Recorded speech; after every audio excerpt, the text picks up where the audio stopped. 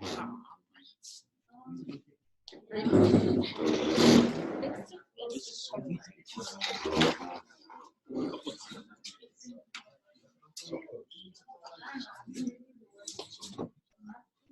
like a paragraph out of the one like 3 pages.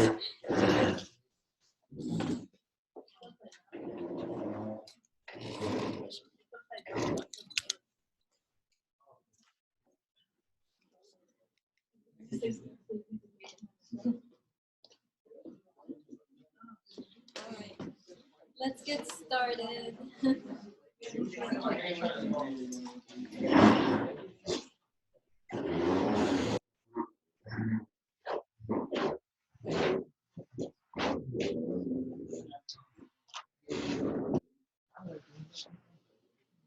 Guys, you have a weird circle there. Can you guys come forward to make the whole go with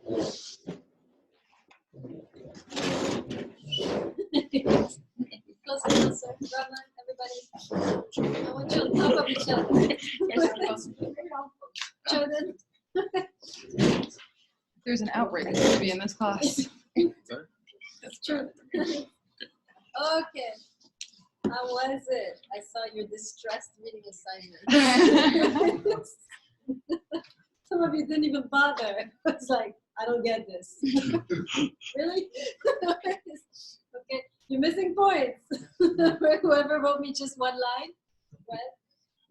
Be careful, right? I know it's hard, but this is the opportunity to ask questions, right? This is when you're like, you pick one quote and just ponder it, right? You don't need to understand the whole thing, but you should at least, the least you can do is pick 4 quotes and then kind of just, what does the quote evoke to your imagination? Randomly try to interpret. Be wrong, right? But you have to make some effort of wrestling with the text, otherwise you simply do not deserve to receive the interpretation. But the interpretation has a price. The interpretation I am giving you has a price, and the price is you at least making the effort to seek and to grapple with the text, right? So this is very important. So don't skip that. Those of you who skip, who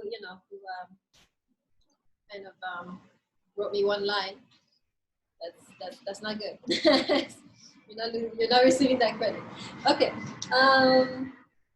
Cool. Yes. So one of you was asking, why does he write like this? Right. So I told you, right? This is there's 3 reasons really. I gave you 2 last time, right? But the first one obviously is he's responding to Western philosophy. This is a kind of manifesto against Western philosophy, right? So he knows it very well, and he's speaking to Western philosophers. So of course, if you don't have a good background in Western philosophy, you don't get all of the concepts that he's alluding to, all of the philosophers he's alluding to, all of the philosophers that he's kind of working with or against, right? So that's the first thing, obviously.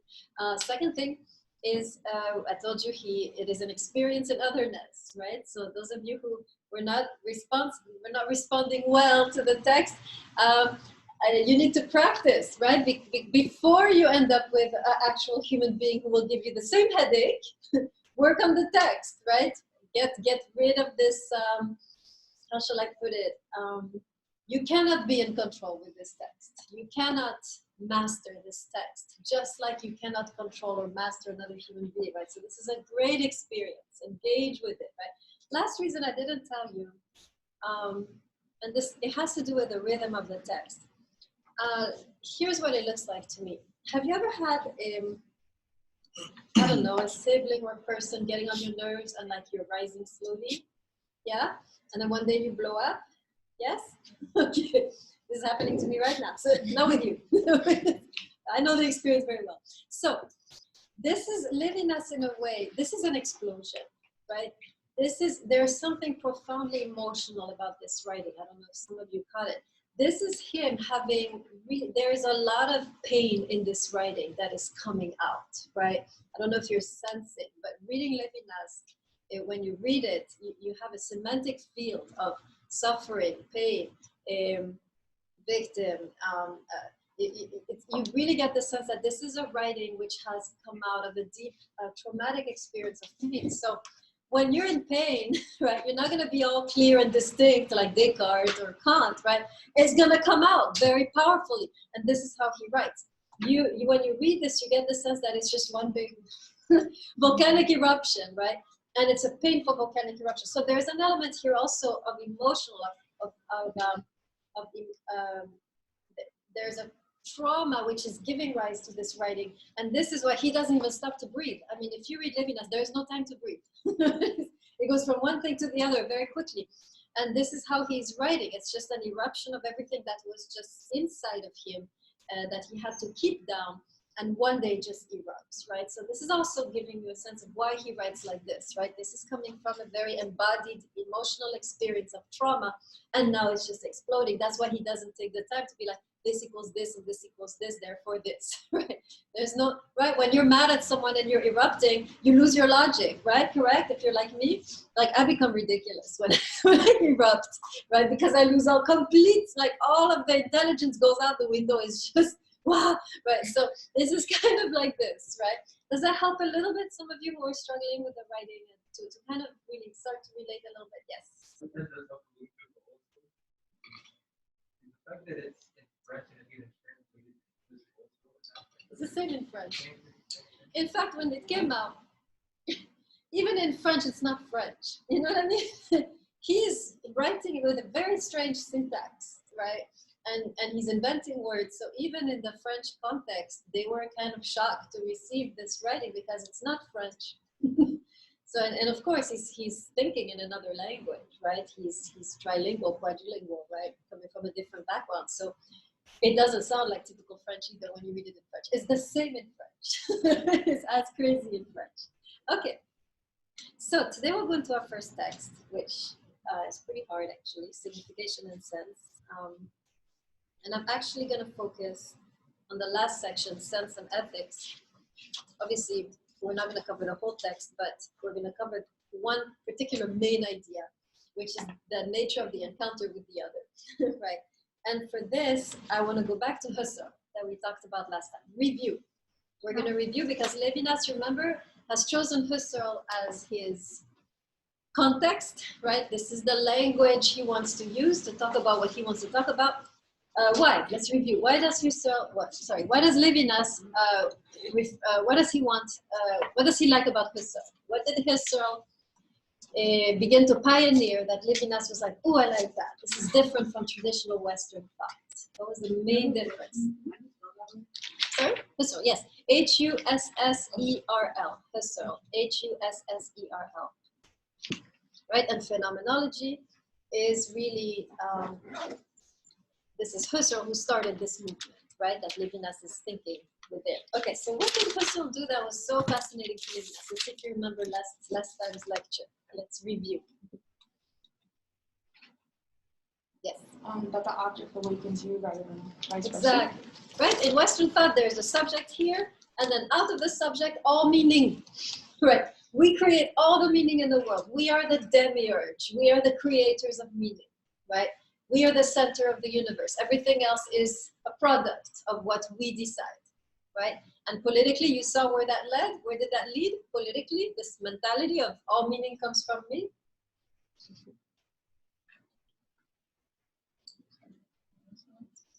Think of the political movements that come with this attitude of I am the center of meaning and everything else is derived from me, needs to receive my colonization. Exactly, right? Politically, this idea is like, okay, here's the colonizer, center of meaning, center of truth, center of science, of light, of knowledge, of wisdom. Everything else, right, is in a way dependent on me, right? So that the concept of the self translates politically in the Western stance in the world, right? The West sees itself as the giver of meaning. And when it encounters anything, it's like, oh, you need me to fix you. You need me to make you better. You need me to civilize you. Let me put a concept on you, right? So that's the attitude, right? And Levinas is very disturbed with that, this idea that I am here and everything else is a product of me. And I am in control of what is truth, what is meaning. And he's saying there's a problem, right? Because The other cannot be subsumed to what the self says, right? So Husserl is going, stretching things, is moving in new territory, because Husserl says, well, actually, meaning is a partnership. There's the other object, right? And then there is the self, and together we create the meaning. I receive input from the object. In fact, I wouldn't even be conscious if the object wasn't there. So the object awakens me, and then I can give meaning to the object. Everybody got that? So there's two things here. Number one, I receive feedback from the object. It's not just me deciding what everything is. I get feedback from the object. I can touch it, I can hear it, I can look at it, right? I can smell it, right? And I'm getting feedback what it is. And also, I wouldn't even be conscious if the object wasn't there. If you were in a void, in a dark corridor with nothing, you would not, your mind would be completely inactive. Our mind becomes active because we're constantly hit with impressions, with the outside world. So the outside world actually awakens us. It's not me who gives meaning to the outside world, it's the outside world which inspires me, which awakens me, right? He flips it. Everybody good with what Husserl did? All good in that? Okay. And now, of course, Levinas is going to build on that, right? He's going to say, I like where this guy's going. I'm going to think within this framework when it comes to one particular object in the world, the human being. It's going to be the same structure we're going to see. Okay, let's review the language. Intentionality. This is an important word in Levinas. It's a Husserlian term. What does intentionality mean? Let's review. What does it mean that consciousness is intentional? Famous quote by Husserl, all consciousness is consciousness of something. What does it mean that consciousness is intentional? Go back to your notes, we talked about this.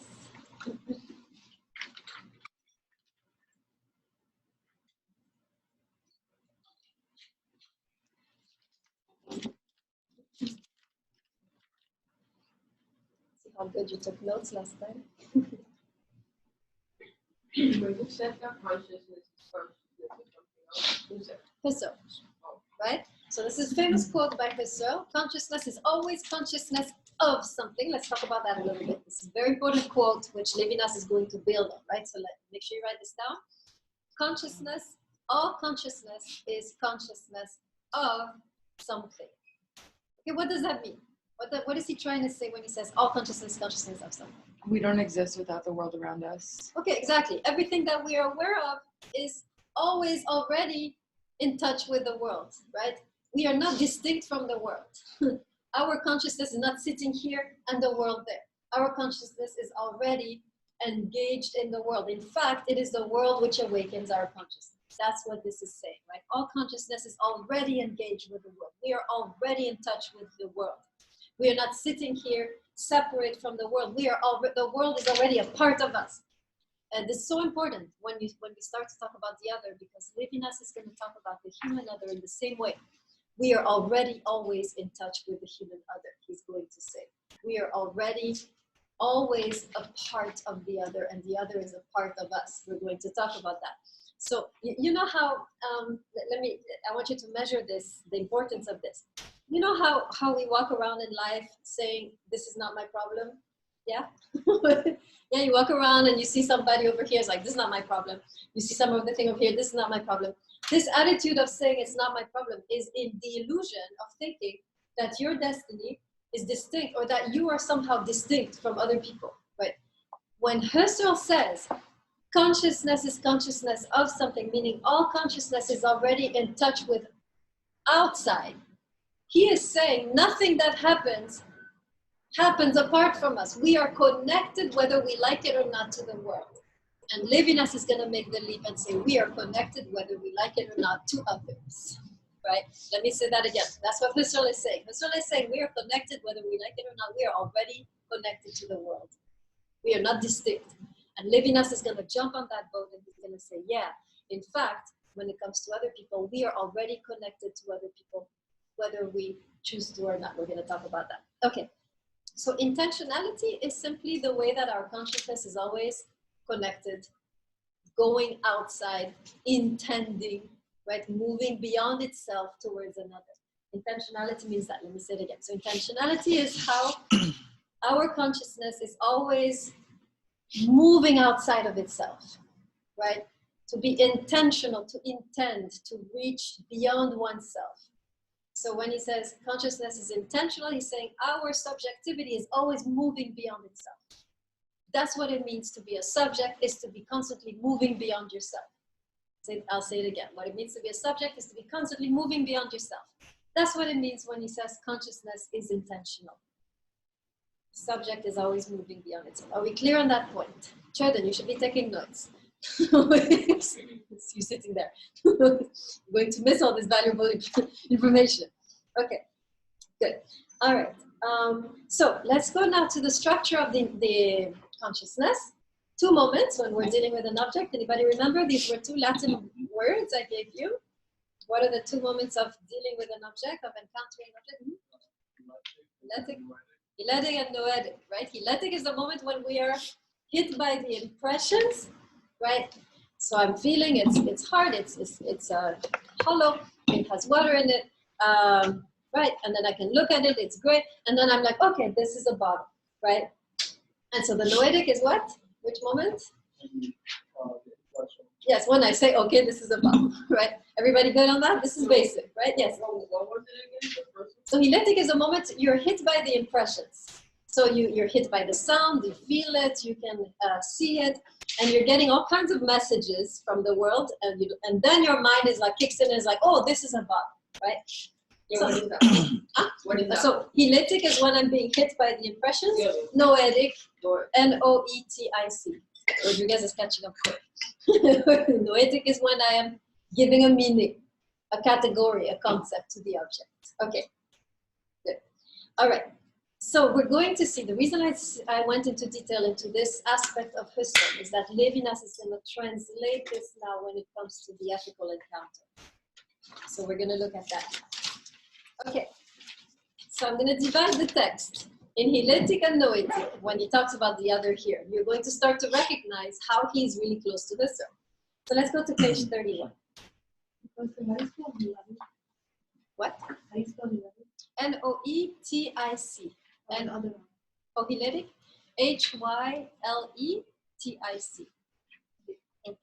Hyletic, and then Noetic.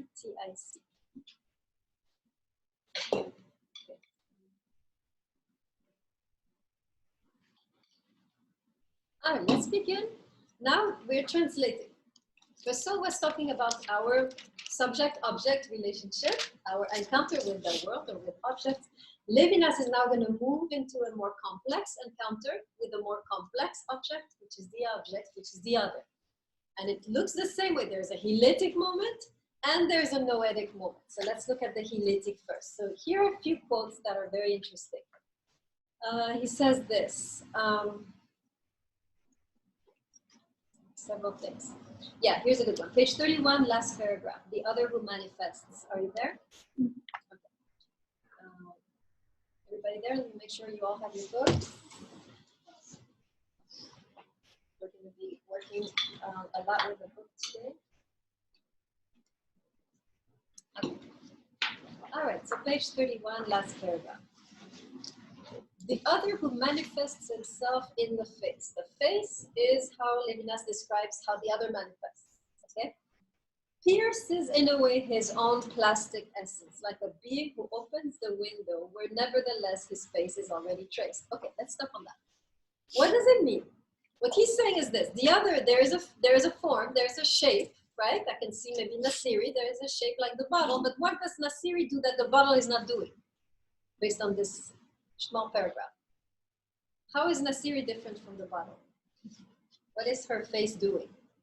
Is it just sitting there, flat, like the bottle? What is it doing?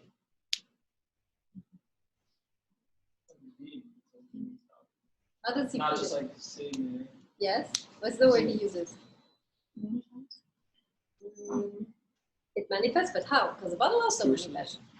How does the face manifest differently from the bottle? Yes, you're there. Pierces. Pierces. What does it mean that Nasiri pierces its own shape? Here is Nasiri shaped like herself. But unlike the bottle, which is just like that, static, doesn't move. She pierces out of her own shape. What does that mean? This is interesting. What does it mean that no object, this bottle not going to pierce, right, jump out at you. That's what he's saying. The bottle not going to jump out at you. But Nasiri is jumping out of herself. What is he trying, right? There's the form of Nasiri, and there's Nasiri piercing out of her form. What is he trying to say? This is poetry, right? So let's try and see what he means. This is kind of like Buber, right? We have to kind of reflect or ponder, right? Each idea. Mackenzie, you want to try piercing?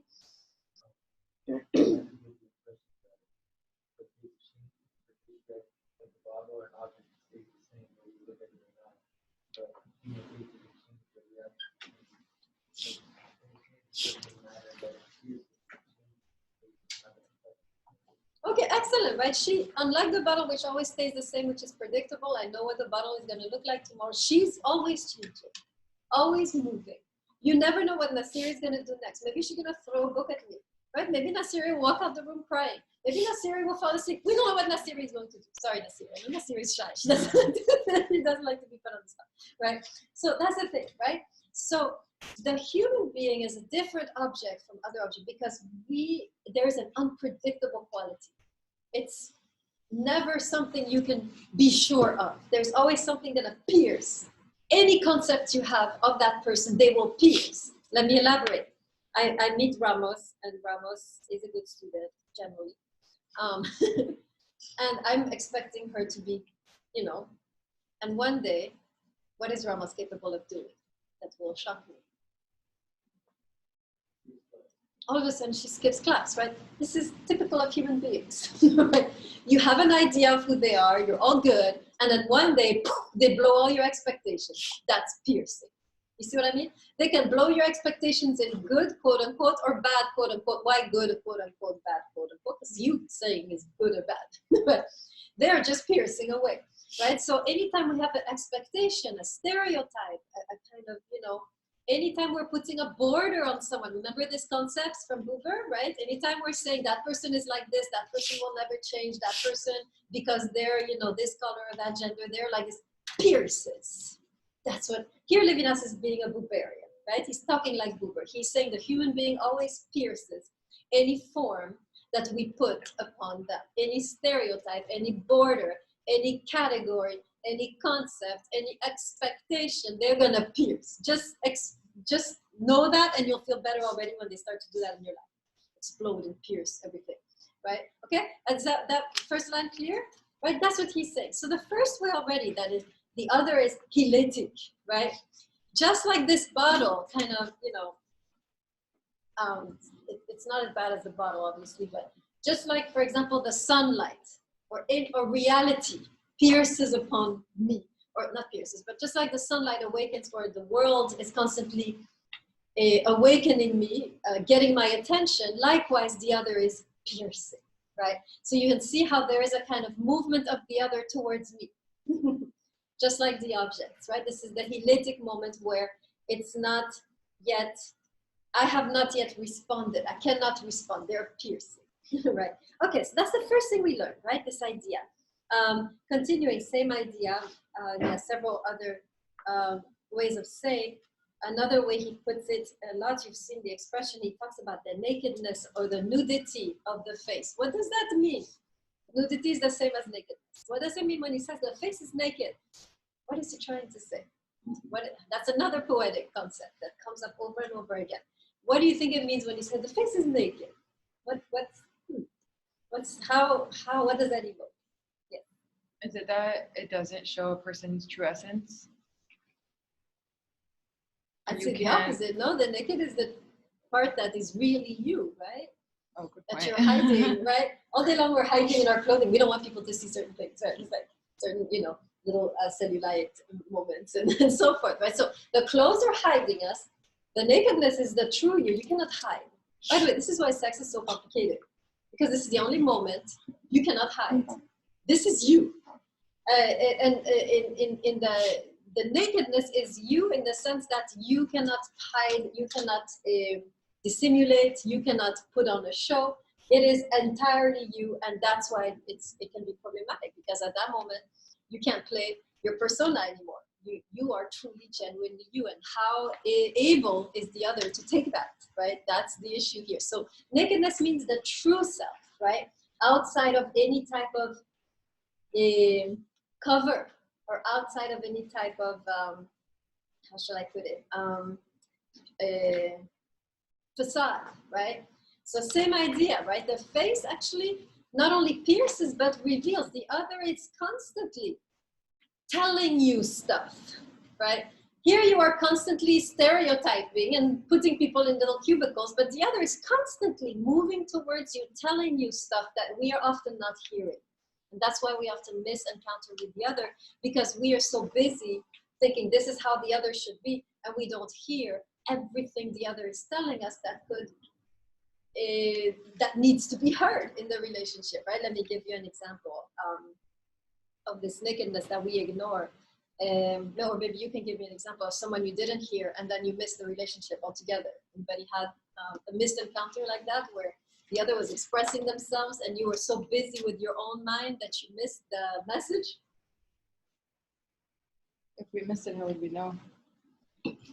You remember, that's and that I see now. It stays in your subconscious. Do you want to give an example? Well, I don't know if this is exactly what you mean, but my sister, before, when she had severe anxiety and stuff like that, so she would usually at this point in time would try to like express herself and try to talk to me and stuff like that, but because I was so like productive in school and leaving to go to work, or like always outside doing something else, I never like sat there and like really like connected with her, that like it just got worse until the point where I was like I should have, Yeah, you know. that's the idea, right? We are so in our own worlds, right? We miss the nakedness over here, saying, expressing true meanings, and we are already giving false meanings, right? Instead of listening to what they're actually saying, we are stereotyping, categorizing. You are like this, you should be like this, and we don't hear who they truly are. Let me say it again. If we're so busy saying you are like this, or you should be like this, we never truly hear who they are, right? We are not hearing what they're telling us, how they are reaching out to us, right? So that's another interesting idea, right? So you see, Levinas, when you read him, right, you need to read him like poetry. Stay on one word and do exactly what we did right now, right? I took one sentence and I'm like, what does this mean to pierce? What does the nakedness metaphor mean? And you can just do your reading assignments like that. It's just kind of really ponder what one word means, right, in the text. Okay, now it gets some more complex. Beyond the other piercing all my expectations and all of my categories, there's one more thing. He makes an entry, page 31. Same line. Go to the middle paragraph, right in the middle of the middle paragraph, middle of the page. That presence consists in coming to us, making an entry. Are you there? Okay. So the other makes an entry. So now it's more than piercing over here. He enters my world, forces their way into my world. This is pure heletic moment, right? I'm hit by the impressions, and then I awaken. For Levinas, with the other always transgresses, goes, infiltrates my comfortable world, right? Makes a visitation. We're going to talk about what that looks like, right? So here's another one. Makes an entry. Okay, where's the visitation? This is on the same page. At the visitation. Last line. The visitation of the face is not the unveiling of a world. Let's just stop on that line. Maybe that would be great to study line by line. Like I used to do that. Maybe I should do it again. Let me know if you would prefer that next time. Okay. I did one semester, just one big book on Levinas, and we would go line by line and just explore each line in a poetic way, right? So let's stop on this. The visitation of the face is not the unveiling of a world. What is he saying here? So remember, in other words, he's saying the other visits us instead of the other allows us to unveil them, right? What is he saying? What does it mean to unveil the other? How is that a problem? To unveil the other. And Buber would have a few things to say about that. Sitting there and you're unveiling them.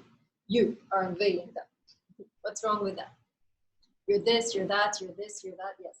Unveiling is like you yourself, you're making them like visible to you and other people. But we were saying before how really that like that person or the object it awakens us. It's really the opposite. Very good, right? To unveil is I am making you, I am revealing you to everyone, I'm revealing you to myself, I am deciding who you are. That's to unveil. That's who you are, there, that, right?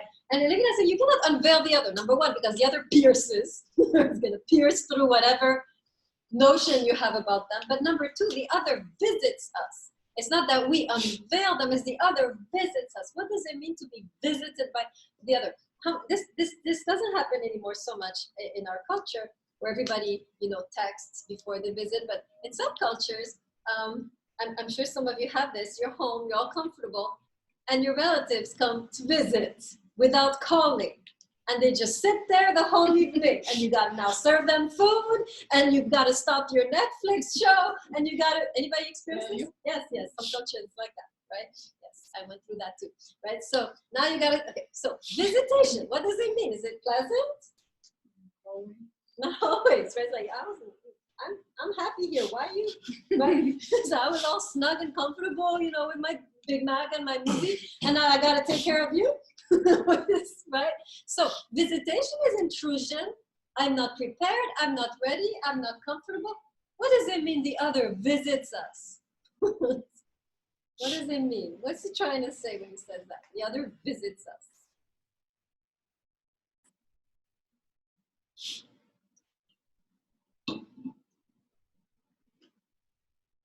What does it mean, in other words, to be unpleasantly interrupted? Give me some examples. In general, of how the other consistently interrupts us. Give me some other examples beyond just the family members visiting. In general, the other, metaphorically. This is poetry, right? What does it mean that the other, that their way of being with us is interruption? Yes. I can think of a way. So this happens a lot when I get to play a game called League, and my friend that I've known for 10 years, he every time I'm in a big crucial fight of the game, he calls, and then it's just sounding the entire time blaring. But that gives me a chance to respond, and that's kind of what he's saying here with the visitation. Yes, right, absolutely. Yes, so this is an actual visitation, or it's an interruption. Give me more interruptions. This doesn't have to be an actual, it can be just the way they are with you is felt like an interruption, right? How would you describe that?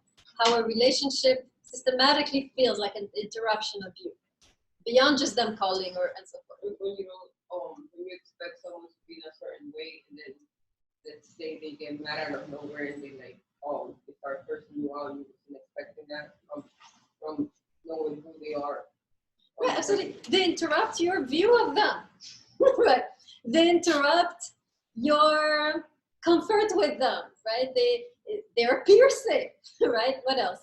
No, I was gonna say, like, I've known some people that, like, when you're trying to be like all cool with them, they end up turning very controlling. They're like, damn, I'm just like your friend, and you're trying to like control like where I'm going or what time of day, or like you're texting me constantly, like, you're in school, let me go over the thing. Just like, good. So you guys are citing a lot of negative examples. I'm looking for more an example where the other is not being such a jerk, but they're still interrupting in a sweet sort of way, in a vulnerable sort of way. So beyond these aggressive others you're bringing me, what would be one way the other interrupts you? Another that you love and who's kind to you.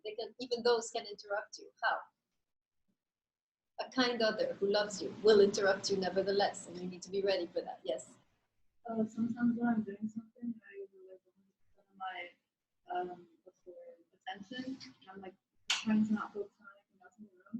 My mom will show up and I'll be like, "What is she doing here?" But she'll give me like a plate of food or something that I didn't expect. Okay, good. Yes. Again, coming in here, the other. It seems that the other. That's their way, right? They will constantly interrupt the happy bubble you are in, right? Yes.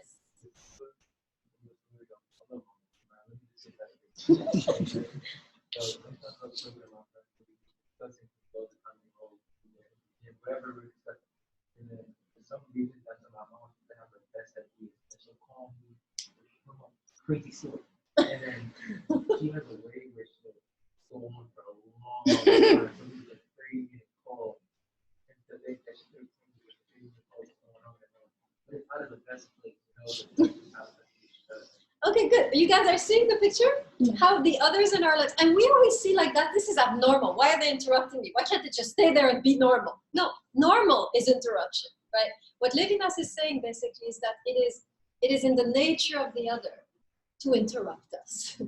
It is in their nature to destabilize us. And this destabilization is good, says Levinas. We're going to see why in a bit, right? So that's kind of what he's saying, right? It is in the nature of the other to destabilize our, what he calls our complacency, to pierce through our categorizations. The other is always going to be moving too close, right? Or asking too much. This is what it means to be with another. So let me give you, there's a very powerful example of how the other inflicts their presence on us, which is the essence of the encounter, how we're going to study it. So, and we're going to see here how for Levinas, morality is not free. We're going to see that in a second, unlike Kant, right? So here you are walking down the street and you're having a good day. You decided to go to Manhattan, right? So your day off, you took the subway, you made it a day. Now you're on Fifth Avenue, you're happy, you're gonna go shopping. There's Sephora, H&M, Gap, whatever. You're all happy on Fifth Avenue. There's chocolate stores too. And you have your money and you're like, yeah, this is a good day. And all of a sudden there's this like homeless guy, right? And they're like sitting there and you're hoping they won't say anything, but of course they do.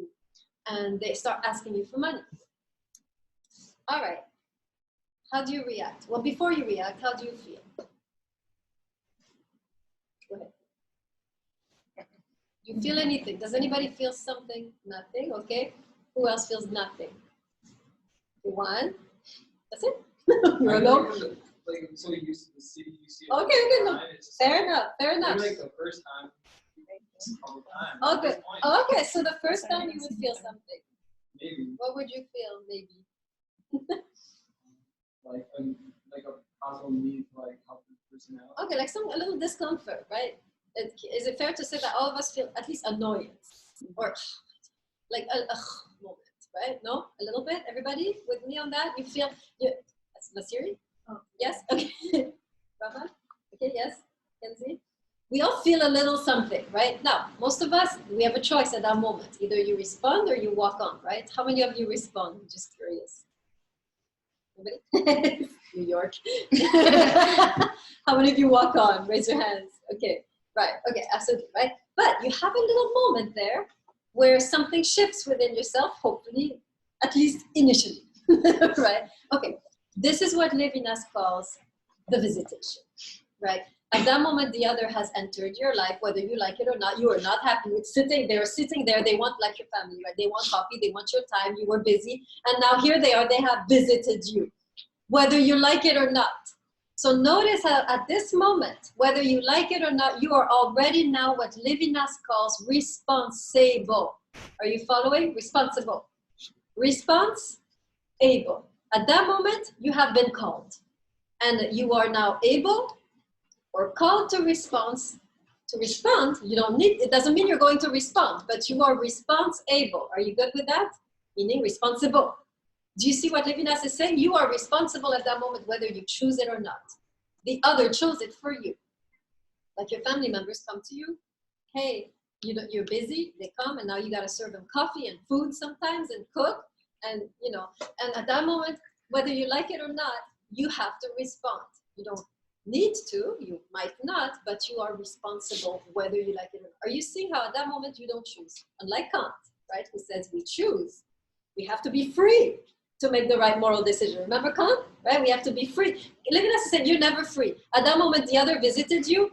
Now you're fucked, basically. You have to, they cannot leave. They will not escape. You have to say, or you are being called to do something, whether you like it or not, you're called.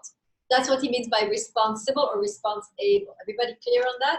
Okay, let's get your question. So is he saying that when you pass this person asking for money, you have to give him money, or No. you just at least have to like acknowledge? Yeah, you have been called to give money, whether you like it or not. You're called, meaning Okay. you are response But you don't have to meet able. the demand.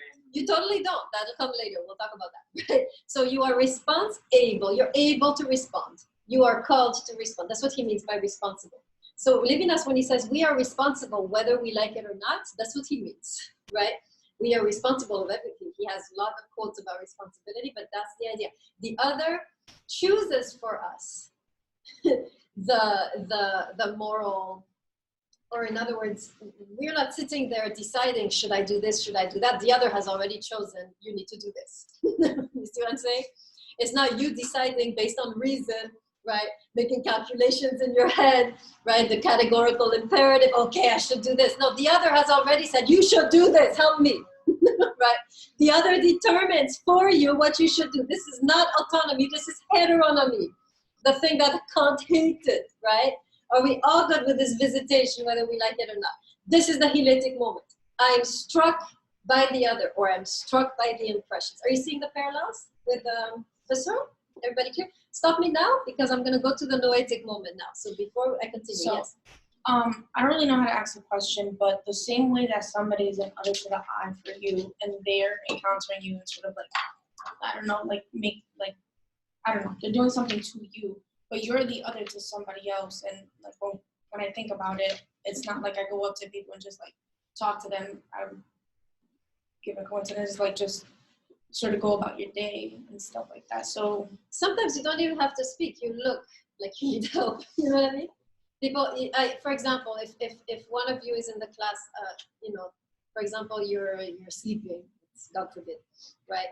You haven't said a thing, but clearly there's an issue that you're sleeping, right? So I see that so without even saying anything, I can see the need written on their body, right? So it doesn't need, so that's the thing, wherever we go, and some of us, we get an overload, right? There is need everywhere, right? And you get hit by it all day long, whether they speak or not. You see what I mean? So I can see you at one point, you're saying nothing, but your face is saying something, your body language is saying something, your absences might be saying something, right? That's the drop in the grade, right? So at any moment I'm seeing, I am now called to respond to you when I'm seeing you disappeared, whatever, something is wrong. You see what I mean? So yeah, good. Everything clear so far with the heleitic moment, that we have no choice, that the other has destroyed our peace. They have visited us. Now we are, whether we like it or not, called to respond or responsible. And so now comes the noetic moment. This is the part where you have a choice, right? At that moment, you can decide to respond or not.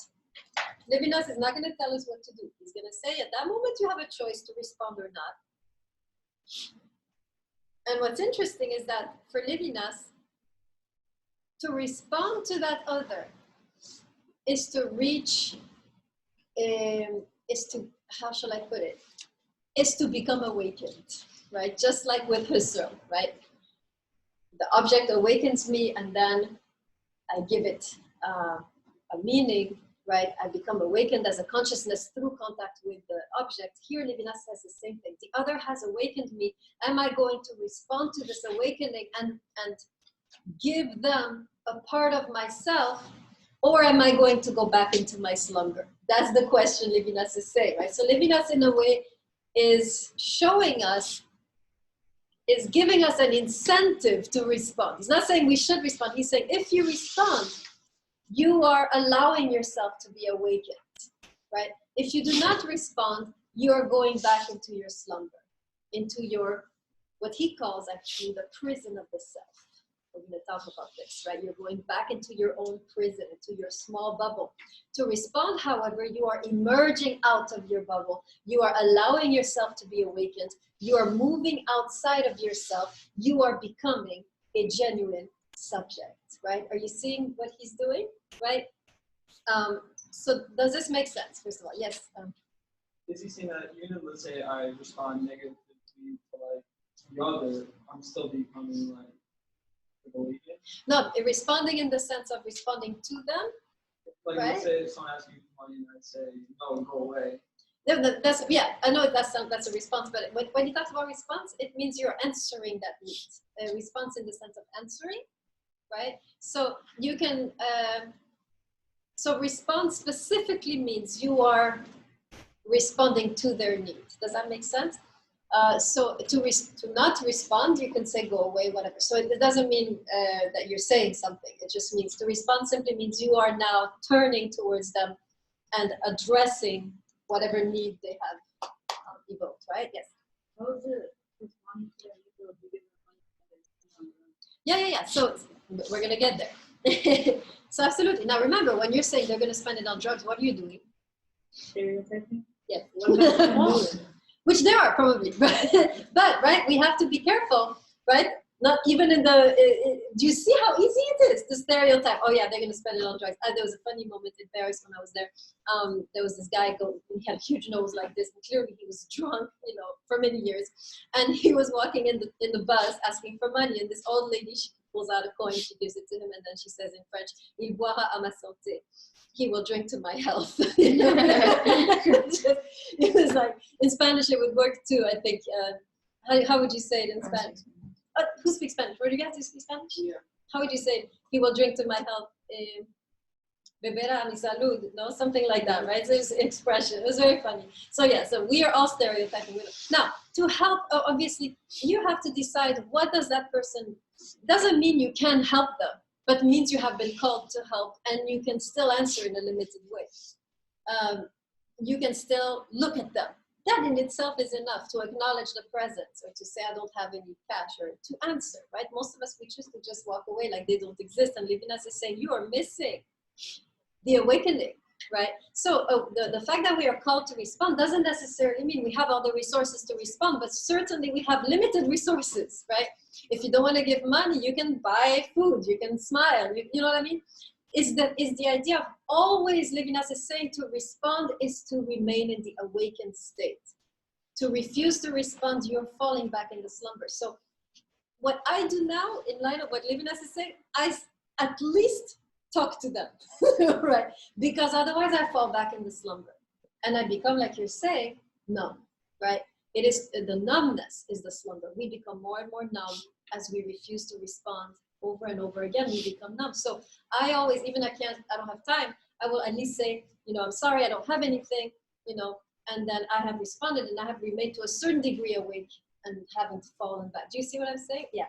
So it's like he's saying that in that situation, you almost have the responsibility to acknowledge that you know you exist because that other is existing.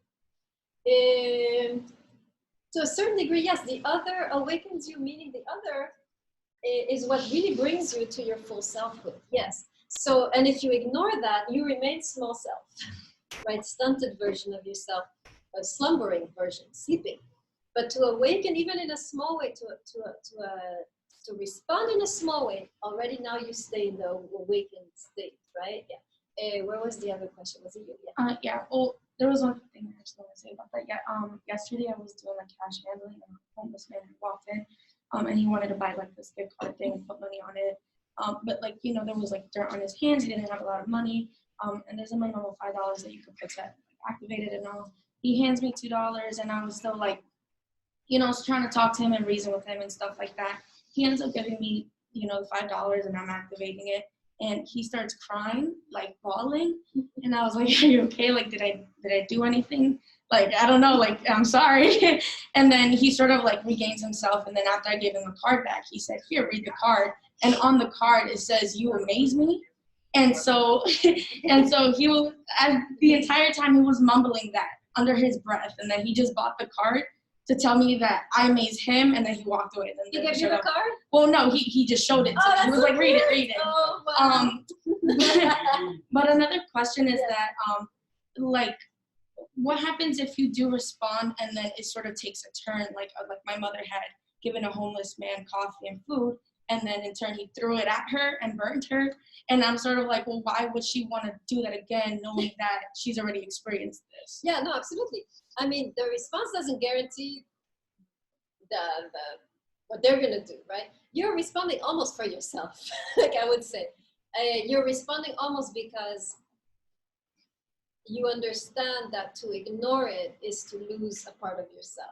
You see what I mean? So it's a question of, do I want to continue to slumber, or do I want to remain awake even if it's hard, right? Even if it's dangerous or risky, or do I want, is the price of awake versus slumber, right? And yeah, sometimes it's risky to remain awake. It's harder, right, than to become numb, right? Makes sense. Yeah.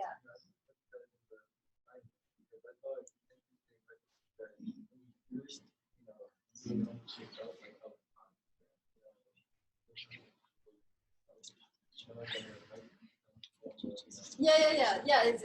I knew somebody was going to say that. So yeah, in that sense, you using the other as a means. Is that what you say? Yeah. Again, it's a little different because you have not chosen this action. You have not chosen this situation. So in that sense, it's still not you deciding to use someone. The situation has imposed itself on you. And at that moment, you decide, do I remain awake? And it's the other who is calling you, or do I? So it's not about you at all. It's like, I didn't choose this. I don't even choose what I'm gonna do because the other calling this out of me.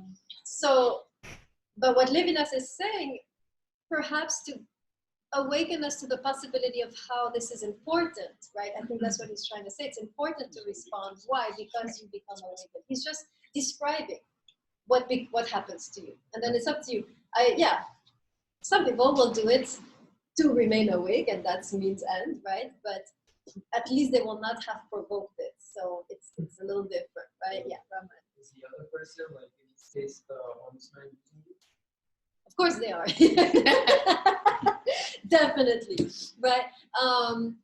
Although a lot of them try to be, they say thank you, and but some of them, yeah, they're not that great. So of course, for Levinas, this doesn't even matter. I am awake. That's what matters, is to be awake, right? In this world, is to walk around awake, sensitive, aware, right? And not become numb and desensitized and locked up. He's saying this is what gave rise to the Holocaust. Let's remember the background of this, right? Why the Holocaust? Because people were numb, because people stopped seeing, because people stopped hearing what was happening around them and caring. So what he is saying is we need to be at least aware.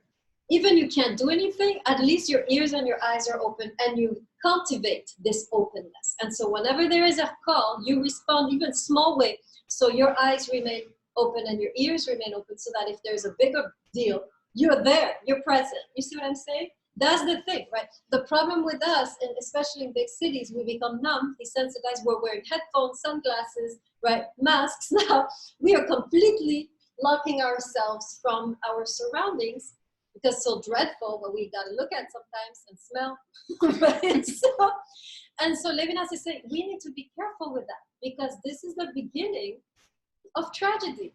When everyone is like that, that's when atrocities begin to take place, right? And all he's saying is, let us go back to cultivating our hearing and our seeing. Let's just keep those alive, so that when the danger really comes, we're present, right? That's the idea. Any questions on that? Okay, so notice, by the way, so let's look at that quote here.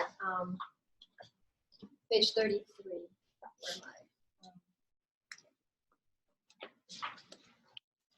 Okay, 1, 2, 3, fourth paragraph. To be me. Are you there? Okay. To be me, ego, thenceforth, signifies being unable to escape from responsibility, right? That's what we've been saying. To be the true self, right? To be a me, it means I am unable to escape from responsibility. The other is what awakens myself, right? My true self, through this call. And to the degree that I answer, I am staying awake, right? But okay, so then he continues, as if the whole edifice of creation stood on my shoulders. But the responsibility that empties the ego of its imperialism and egoism does not transform it into a moment of the universal order. It confirms the uniqueness of the ego. So in other words, as I am being emptied, as I'm offering of myself, whether it's even just a smile or a little bit of my time or a conversation or some money, I am emptying myself of my imperialism. I'm not, this money now, not just for me. I am sharing it. I'm moving beyond imperialism. And at that moment, he says, we enter our true self, unique self, right? To be called is to become unique. Before, you're just a face in the crowd. The moment that beggar calls you, boom, you stand out. At that moment, says Levinas, you have become you have come into your true self. your unique true self has been awakened at that moment. So the other calls us into our true destiny, into our true selfhood. It's very beautiful when you think that in the Hebrew Bible, where he's thinking from, it's God who calls us into a destiny, says, you will do this, you will do that, and we become, right, have a new identity, a new name sometimes. And here he's saying, God now is calling us through this individual. And as we respond, we come into our true calling, our true essence, our true name, right? That's what he said, yes. Is it our responsibility to please this other person? So like the beggar, for instance, is begging for money, but they're not begging for money because of this, like they're begging for money because of their circumstances. Is it our responsibility to help them fix their circumstances, or just to give them that money to please them? So Levinas talks about, this is hard to swallow, he talks about infinite responsibility. He says we are actually infinitely responsible to this person. If you were to stop everything in your life, right, take all your money saved up in the bank, you could help this person. We could, every single one of us could, right? So, but we don't, and we don't, nor should we maybe. What Levinas is saying, you cannot reduce your responsibility. You have the power to change that person's life completely. And you need to remain with that weight. Just like when Kant said, it's justified, but it's still not moral. There is a moral weight to, you kill in self-defense, it's okay, but you still carry the moral weight. He's saying, yeah, you helped a little bit, but you still have the moral weight of everything else you could have done, and you need to carry it with courage, right? Otherwise, we become desensitized. Okay, I gave the money now, screw you, go away. I want to, right? No, we have to remain, we have to continue to hear that voice, right? I gave a little bit, but the voice is still going, because why should we continue to hear it? Because if we shut it down, we'll shut it down for everything else. And then we'll have another genocide, another Holocaust, and we won't blink. We will not blink when it happens because we have not fine-tuned our hearing. You see what I'm saying? Yeah.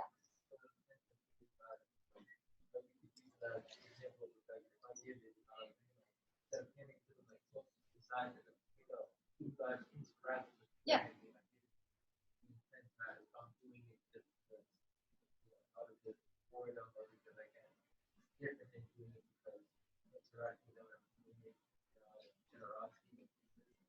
Yeah, you allow yourself to interact. That's the idea. I sometimes just give a smile.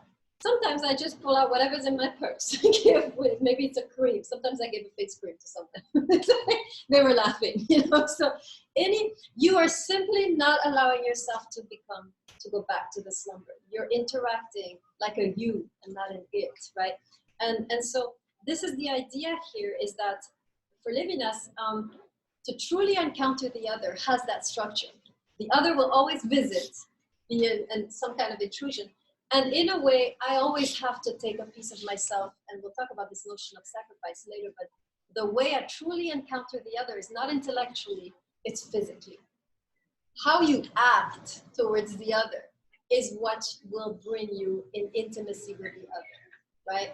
How you act with the other. So it's not something like, I see you, I understand you, I know you, you are like this, you're like that. No, the way I respond to you is what creates the connection. I'm responding from my own flesh to you, and at that moment, intimacy is created. As long as you're separate, not responding, there's no connection. Connection is created through this embodied response of giving a part of yourself. And we'll talk more about that when we talk about the notion of sacrifice in a few texts that come. Okay, good luck with the rest. Remember, it's poetry. Pick one word. Work on, right, Isabel? One word. It's poetry. Pick one word in your reading. 4 words, and ponder that, right, in your reading assignment. So hold on, so noetic, right? Oh, that was just the opposite of everything else you talked about. The other one, that's it. What? Noetic, right? Yes, this was a noetic, the response. Oh, yeah. And it's the opposite, because the noetic Right, gives a yeah. concept, and here the noetic takes away from your body. Yes, thank you. Okay. It's a reversal also. Yes, you're catching on. That's the way he writes. Okay, let me close this.